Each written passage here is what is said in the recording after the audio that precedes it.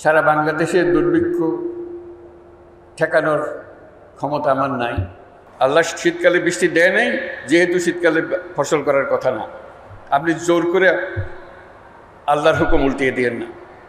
ব্যাংকের জন্ম হয়েছে চট্টগ্রাম বিশ্ববিদ্যালয়ে, অর্থনীতি বিভাগে, সেটা তার স্পষ্ট উল্লেখ আছে।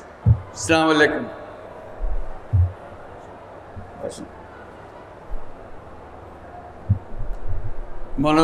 মনোযোগ দিয়ে সবার কথা শুনছিলাম।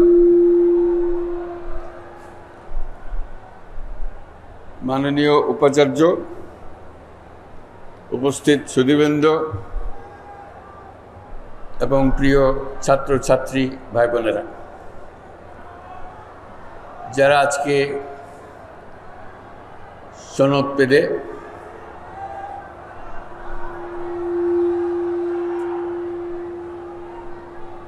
বিশ্ববিদ্যালয়ের সমাবর্তন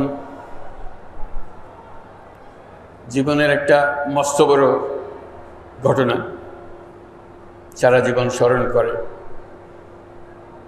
ছবিটি সংরক্ষণ করে, নিজের পরবর্তী প্রজন্মকে দেখায়। সেই বিশেষ দিনটি আজকে। এই দীর্ঘ সময় পরে এই সমাবর্তন অনুষ্ঠান হতে পারল, এই জন্য বিশ্ববিদ্যালয় কর্তৃপক্ষকে অভিনন্দন জানাচ্ছি এবং তার সঙ্গে সকল ছাত্রছাত্রী, তারা দূর দূরান্ত থেকে এত বছর পরে আবার এই বিশেষ দিনটিতে উপস্থিত থাকার জন্য এসছে, তাদের জন্য জোরে একটা হাততালি দিয়ে আমরা তাদেরকে অভিনন্দন জানাচ্ছি। বিশ্ববিদ্যালয়ের সময়টা কত তাড়াতাড়ি চলে যায়, কেটে যায়, বোঝা যায় না। যখন শেষ হয়ে যায় তখন বড় মনে কষ্ট লাগে। একটা আনন্দের দিন শেষ হলো, জীবনের একটা বড় অধ্যায় শেষ হলো, নতুন অধ্যায় শুরু। আমার ব্যক্তিগত আনন্দ আজকে অন্য বিষয়ে। তোমাদের সঙ্গে দেখা করা সেটা অবশ্যই ভীষণ আনন্দের ব্যাপার। এই ক্যাম্পাসে ফিরে আসা বহু বছর পরে, সেটাও একটা ভীষণ আনন্দের ব্যাপার। বিশ্ববিদ্যালয় কর্তৃপক্ষকে অশেষ ধন্যবাদ আমাকে এই সুযোগটা দেওয়ার জন্য। এবং এই নতুন সনদপ্রাপ্ত যারা, তাদেরকে, ডিপ্লোমা প্রাপ্ত যারা, তাদেরকে অভিনন্দন জানানো, এটাও একটা বিরাট সুযোগের ব্যাপার আমার জন্য। যেটা যে আমি বিশ্ববিদ্যালয়ে এসেছিলাম 72 সালে, তখন বিশ্ববিদ্যালয়ে সবে যাত্রা শুরু।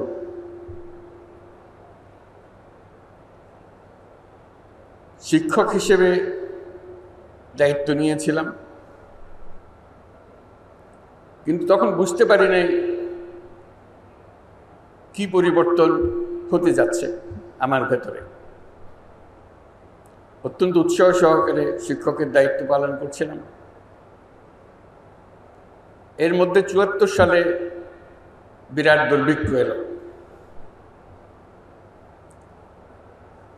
সবকিছু ওলট পালট করে দিল। মনের মধ্যে বহু জিজ্ঞাসার সৃষ্টি হল। মনে মনে ভাবলাম, সারা বাংলাদেশের দুর্ভিক্ষ ঠেকানোর ক্ষমতা আমার নাই, কিন্তু আমি চেষ্টা করতে পারি একটি ক্ষুদ্র অংশের, এই বাংলাদেশের একটা ক্ষুদ্র অংশের যদি আমি কয়েকটি পরিবারের দুর্ভিক্ষ ঠেকাতে পারি, সেটা আমার জন্য বড় তৃপ্তির বিষয় হবে যে আমি একটা কিছু করেছি। সেই কারণে নজর পড়ল পার্শ্ববর্তী গ্রাম জোবরা। কি করব জোবরাতে? সারা দেশের হাহাকার। জোবরাতে কেউ তখনও মারা যায়নি, কিন্তু অবস্থা কাহিল।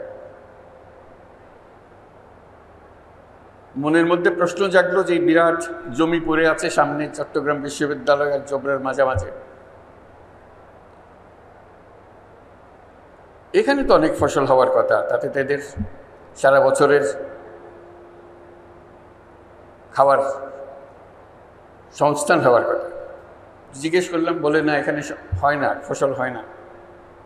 কেন হয় না? বলতে বৃষ্টি না হলে তো ফসল হবে না। আমি তখন রাউজানের উদাহরণ দিলাম। রাউজানে তখন সবে মাত্র ইরিদানের চাষ শুরু হয়েছে। আমি যে রাউজান তো আমাদের থেকে বেশি দূরে না। বলে আমরা তো জানি না এগুলো। তাহলে তা হতে পারে। তখন বিশ্ববিদ্যালয়কে জিজ্ঞেস করলাম, বিশ্ববিদ্যালয়ের ভূমিকা কি? যদি জ্ঞানের ভাণ্ডার যদি বিশ্ববিদ্যালয় হয়, এই জ্ঞান পার্শ্ববর্তী গ্রামে উপচে পড়ে না কেন? তারা জানে না কেন?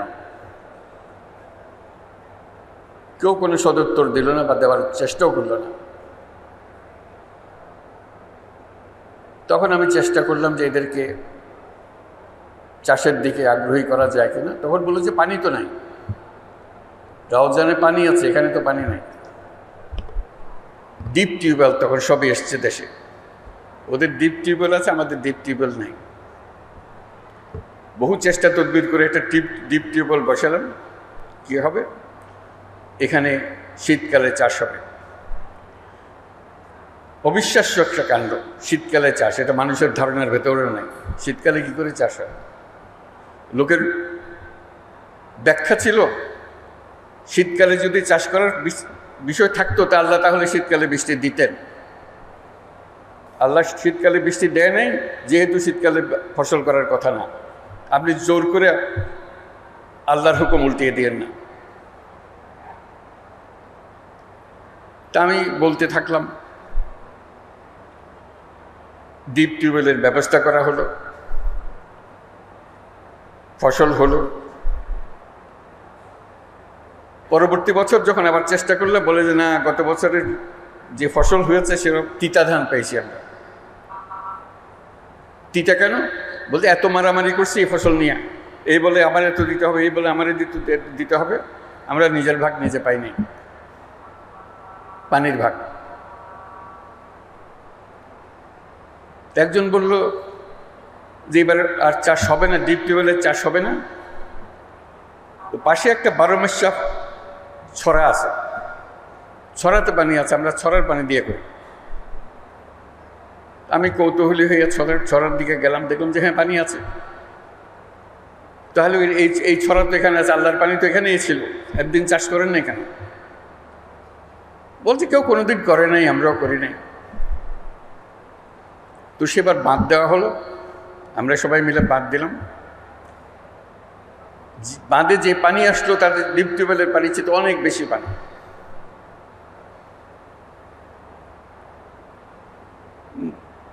নতুন শিক্ষা লাভ হলো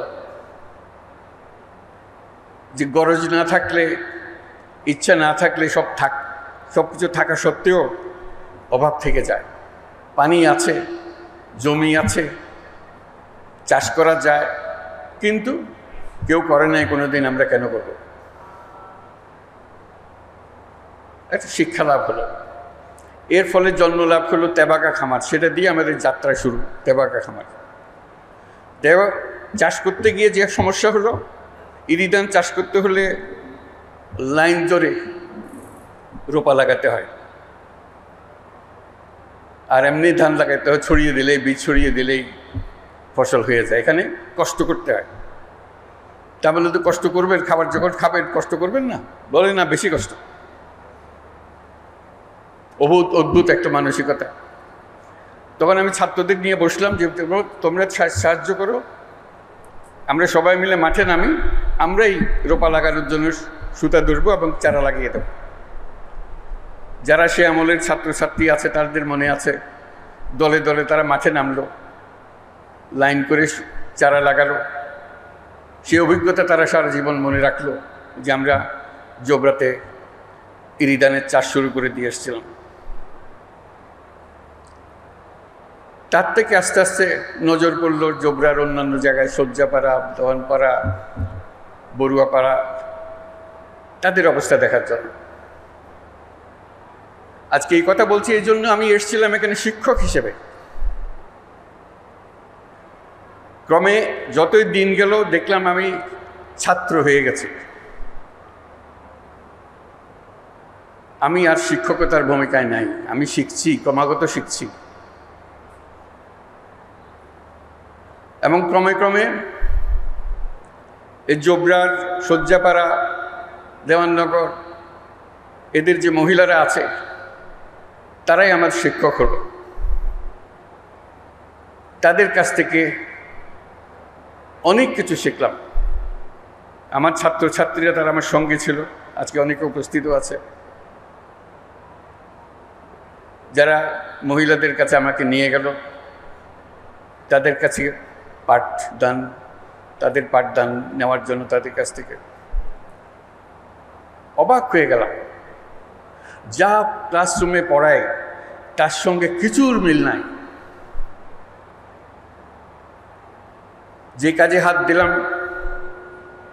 সেটা ক্রমে মহিলাদের খুব পছন্দের জিনিস হলো। তাদের হাতে টাকা দিলাম, ঋণ দিলাম, 5 টাকা, 10 টাকা, 20 টাকা। 5 টাকা 10 টাকা যে মানুষের জীবনে এটা এত রকমের আনন্দ আনতে পারে কোনোদিন ভাবি নাই। তারা কৃতজ্ঞতায় গদগদ। আমি কোনো মাগনা টাকা তাদের দিচ্ছিলাম না, তাদেরকে বলছি এই টাকা কাজ করে আদায় আপনি রোজগার করবেন, আমার টাকা আমাকে ফেরত দেবেন, তাতেই তারা খুশি। অনেক কাহিনী শুনলাম তাদের। তারা কেউ নিজের নাম পর্যন্ত বলতে পারে না। আমাদের সমাজ এমন, মহিলাকে তার নাম শেখার জানারও সুযোগ করে দেয় না। ছোটবেলায় অমুকের মেয়ে, বিয়ে হলে অমুকের বউ, মা হলে অমুকের মা, সে যে কে সে নিজেও জানে না। আমরা প্রথম চেষ্টা করলাম আমাদের ছাত্রীদের দিয়ে একটা নাম স্থির করার জন্য। বহু কষ্টে একটা নাম তার বাইর করা, যে এটার নাম বোধহয় দিয়েছিল কোনো এক সময়, অথবা কোনো মনে না পড়লে একটা নতুন নাম দেওয়া, যাতে করে সেটা সে লিখতে পারে, মনে রাখতে পারে। এই লেখা শেখানো, এই লেখা শিখাতে গিয়ে তার জীবনে অনেক কাহিনী আসলো। প্রতি কাহিনী একটা চেটে একটা চমৎকার। এর থেকে আমি একটা সিদ্ধান্তে আসলাম, এটা বললাম যে সভা সমিতিতে বললাম, লেখালেখিতে বললাম যে ঋণ মানুষের মানবিক অধিকার। সবাই হাসাহাসি করলো। আপনি ঋণের কথাও বলেন, অধিকারের কথাও বলেন, এটা কোন ধরনের কথা? ইকোনমিক্সে তো কোনো অধিকারের বিষয় নাই, আপনি কোন সাবজেক্টের লেখাপড়া করেন? আমি বললাম তাই তো, ইকোনমিক্সে তো অধিকারের কোনো বিষয় নেই, তাও আবার মানবিক অধিকার। আপনি বলছেন ঋণ মানুষের মানবিক অধিকার। অনেক খটকা, একটা খটকার পরে আরেকটা খটকা। তারপরে বললাম আমরা দারিদ্রকে জাদুঘরে পাঠাবো। বললাম আপনি কে জাদুঘরে পাঠাবেন? আমি বলছি আমি আপনার মতো একজন মানুষ, আমি পাঠাতে চাইলে আপনি আমাকে বাধা দিতে চান, বাধা দেন। বলে না এটা আপনার কাজ না, এটা তো সরকারের কাজ। তাহলে আমি আমার কাজ করে করতে থাকি, সরকার বাধা দিলে তখন দেখব। এই যে বললাম যে আমি জোবরার মহিলাদের কাছ থেকে নতুন অর্থনীতি শেখা আরম্ভ করলাম, সেই হিসেবে জোবরা আমার নতুন বিশ্ববিদ্যালয়ে দাঁড়িয়ে গেল। আজ পর্যন্ত যা কিছু করে যাচ্ছি, এই জোবরা থেকে যা শিখেছি তারই বহিঃপ্রকাশ। আমি বলছি যে অর্থনীতি আমরা পড়াচ্ছি, এই অর্থনীতি ব্যবসার অর্থনীতি, মানুষের অর্থনীতি না। যে কোনো অর্থনীতিবিদ্যা যদি শুরু করতে হয় মানুষকে দিয়ে শুরু করতে হবে, ব্যবসাকে দিয়ে না। আজকে যে শুরুটা হলো, সেই শুরুটাই আমাদেরকে ভুল পথে নিয়ে গেল। আমরা এক ব্যবসা কেন্দ্রিক সভ্যতা গড়ে তুললাম। আমরা এই সভ্যতা আত্মঘাতী সভ্যতা, এটা টিকবে না। ওই যে নতুন বিশ্ববিদ্যালয়ে আমি পড়াশোনা শুরু করলাম, সে নতুন বিশ্ববিদ্যালয়ে আমাকে বলল যে এই বিদ্যায় পৃথিবী ধ্বংসপ্রাপ্ত হবে, এর থেকে রেহাই পাওয়ার কোনো উপায় নাই। তখন আরও বড় আকারের জিনিসের মধ্যে ঢুকলাম, বললাম যে আমাদেরকে নতুন সভ্যতা করতে হবে। আমি ভাবলাম যে এটা বললে তো আমার সহকর্মী যারা আছেন, যারা অর্থনীতি পাঠদান করেন, লেখালেখি করেন, তারা আমাকে তো অনেক আগেই এমনি ত্যায্য করেছে, একেবারেই শেষ করে দেব, যেটা এর সঙ্গে আর বেশি কথা বলার দরকার নাই। কিন্তু ওই নতুন শিক্ষাপ্রাপ্ত যে ছাত্র, আমার মাথায় সেটা রয়ে গেল যে আমাদেরকে আবার নতুন সূত্রে যাত্রা শুরু করতে হবে। যে অর্থনীতির ভিত্তি হবে মানুষ, যে অর্থনীতির ভিত্তি হবে তার ভবিষ্যৎ পরিকল্পনা, ভবিষ্যৎ চিন্তাধারা, কীভাবে সে নিজেকে আবিষ্কার করবে, আবিষ্কার করার প্রবণতা, এবং তাকে যেই দিকে তাকে ছুটিয়ে দেওয়া হয়েছে সেই দিকে ছোটানোর থেকে বের করে আনা। এগুলো বলছি এই জন্য সমস্ত কিছুর বীজ বপন হয়েছে এই বিশ্ববিদ্যালয়ে, পাশে নতুন বিশ্ববিদ্যালয়। সেজন্য আমি জোবরার কাছে কৃতজ্ঞ, এই বিশ্ববিদ্যালয়ের কাছে কৃতজ্ঞ, যেহেতু বিশ্ববিদ্যালয় আমাকে জায়গা দিয়েছিল এখানে আসার জন্য। এরপরে যে কোনোদিন একটা নোবেল পুরস্কার পাওয়া যাবে এটা কোনোদিন মনে আসেনি, তবে লোকে বলা বলি করেছে মাঝে মাঝে। চট্টগ্রাম বিশ্ববিদ্যালয় যখন নিজের পরিচয় দেয়, হয়তো বলে যে আমাদের বিশ্ববিদ্যালয় থেকে আমরা নোবেল পুরস্কার পেয়েছি, গৌরব করে। ভ্যান্ডারবিল্ট বিশ্ববিদ্যালয়ে তারা গৌরব বোধ করে যে আমি তাদের বিশ্ববিদ্যালয়ের ছাত্র ছিলাম। তা আমি তাদেরকে বলি যে চট্টগ্রাম বিশ্ববিদ্যালয়ে গৌরব করার কারণ বড় দুইটা, তোমাদেরটা একটা, তাদেরটা দুইটা। এই জন্যে এই পুরো কর্মসূচি যার জন্য নোবেল পুরস্কার, তার সমস্ত গোড়াপত্তন হয়েছে এই বিশ্ববিদ্যালয়ে, এই বিশ্ববিদ্যালয়ের সাহচর্যে। এবং সেজন্য এই বিশ্ববিদ্যালয় গৌরববোধ করতে পারে যে আমি শুধু এখানে শিক্ষক ছিলাম না, ছাত্রও ছিলাম এই বিশ্ববিদ্যালয়ের পাশের গ্রামের। সেই হিসেবে সে একটা বলতে পারে যে আমাদের বিশ্ববিদ্যালয় থেকে এটা নোবেল পুরস্কার পেয়েছে। আমি যেটাতে দৃষ্টি আকর্ষণ করছি সেটা হলো, আসলে এই বিশ্ববিদ্যালয় দুটি নোবেল পুরস্কারের জন্য গৌরববোধ করতে পারে। একটি তো আমি ব্যক্তিগতভাবে নোবেল পুরস্কার পেয়েছি এখানে শিক্ষক থাকা অবস্থায়। দ্বিতীয়ত হলো যে গ্রামীণ ব্যাংক সৃষ্টি হলো, সেই সৃষ্টির গোড়াতেও কিন্তু চট্টগ্রাম বিশ্ববিদ্যালয়ের আইনে, গ্রামীণ ব্যাংকের আইনে লেখা আছে পরিষ্কার এই ব্যাংক কোথার থেকে আসলো। এই ব্যাংকের জন্ম হয়েছে চট্টগ্রাম বিশ্ববিদ্যালয়ে অর্থনীতি বিভাগে, সেটা তার স্পষ্ট উল্লেখ আছে। কাজে দুটো, এবং গ্রামীণ ব্যাংকও একটা নোবেল পুরস্কার প্রাপ্ত প্রতিষ্ঠান। কাজে দুটি নোবেল পুরস্কারের জন্য এই বিশ্ববিদ্যালয় নিজেদের ছাত্রছাত্রীদেরকে জানাতে পারে যে এটার ইতিহাস এবং এর প্রাসঙ্গিকতা এবং এর ভবিষ্যৎ করণীয়, সেটা নির্ধারণে ছাত্র সমাজ তারা ঠিক করবে যে তারা কী ধরনের ভবিষ্যৎ চায় নিজেদের জন্য। কারণ এই বিশ্ববিদ্যালয়ের আরেকটি শিক্ষা, যেটা আমরা সবসময় সবাইকে স্মরণ করিয়ে দিই, আমরা যে ধরনের বিশ্ব গড়তে চাই সেই বিশ্ব গড়ার ক্ষমতা আমাদের আছে, সকল মানুষেরই আছে। কিন্তু আমরা গতবাঁধা পথে চলে যাই বলে আর নতুন পৃথিবীর কথা আমরা চিন্তা করি না। এই বিশ্ববিদ্যালয় যেন সবসময় এটা স্মরণ রেখে তার পাঠদান কর্মসূচি, তার গবেষণা কর্মসূচি শিক্ষকদের এবং ছাত্রদের জন্য যে চালু রাখে যে আমরা শুধু খণ্ডিত বিষয়ে গবেষণা করার জন্য নিয়োজিত নই, আমরা এই প্রত্যেকটি গবেষণার পেছনে একটি আমাদের উদ্দেশ্য, সমস্ত বিশ্বকে আমাদের মনের মতো করে সাজানোর জন্য, মনের মতো করে বানানোর জন্য। আমাদের যদি সেই লক্ষ্য না থাকে তাহলে এগুলো গন্তব্যবিহীন গবেষণা, গন্তব্যবিহীন শিক্ষাতে পরিণত হবে। আজকে সবাই আনন্দিত, আমরাও আনন্দিত, তোমরাও আনন্দিত যে একটা এই বিশ্ববিদ্যালয়ে এসে তোমাদের সনদপ্রাপ্তি হলো।